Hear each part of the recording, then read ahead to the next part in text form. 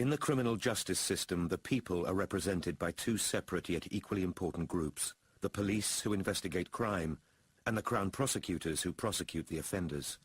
These are their stories.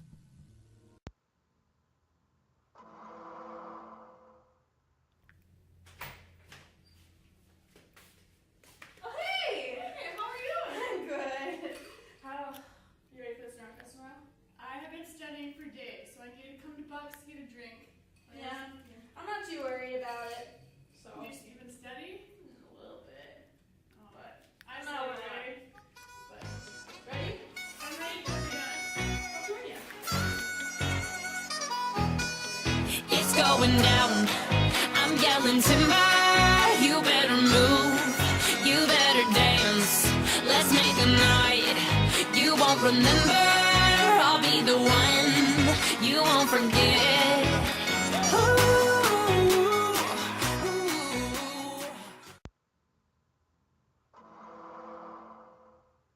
Tasha, I'm Officer Bob Schmo, and where were you on May 1st, 2014 at noon? I was taking the neuro final. And what grade did you get on that final? I got an A. I did great. I don't know what I'm doing here. Well, that's not what I heard. Well, I don't know what to tell you. Hey, well, tell me what were the topics on the test then? Upper motor neurons and spastic cerebral palsy. See, I talked to Dr. Allen, and your guys' stories don't match up at all.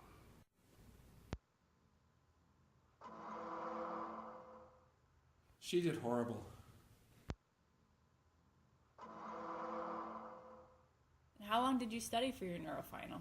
I studied for freaking days. Well, Tasha, we have a witness here saying that you were at Bucks the night before your exam.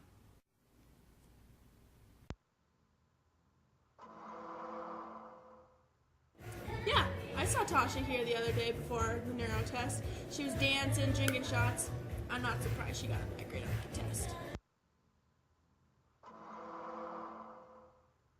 Well, Tasha, Officer Sally Mae is bringing evidence right now to prove this.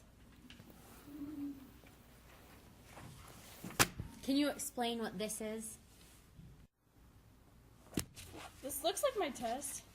This is not my grade though. Can you explain what the functions are of the upper motor neurons?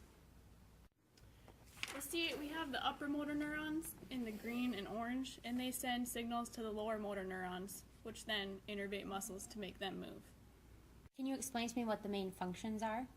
So the upper motor neuron send impulses to lower motor neurons, which makes your muscles move, and it helps control posture and gross motor movements automatically without conscious thought.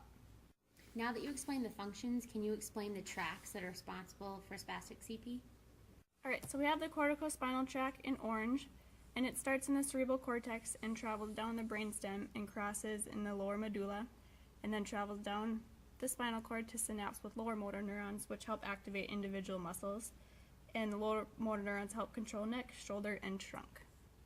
Alright, so in the green we have the cortical brainstem tract, and this arises in the motor areas of the cerebral cortex, then projects to the cranial nerves nuclei in the brainstem. They facilitate lower motor neurons innervating the muscles in the face, tongue, pharynx, larynx, and the trapezius and sternocleidomastoid muscles. Okay, now that you explained the tracks, can you explain how lesions in these tracks affect spastic CP? So in spastic CP, the lesion affects the corticospinal and cortical brainstem tracts during the perinatal period. Damage to these tracts during development eliminates some competition for synaptic sites, causing persistence of inappropriate connections and abnormal development of spinal motor centers. Persistence of these inappropriate connections causes abnormal co-contractions. For example, when a person attempts to contract their biceps, the triceps also contract, resulting in hyperreflexia.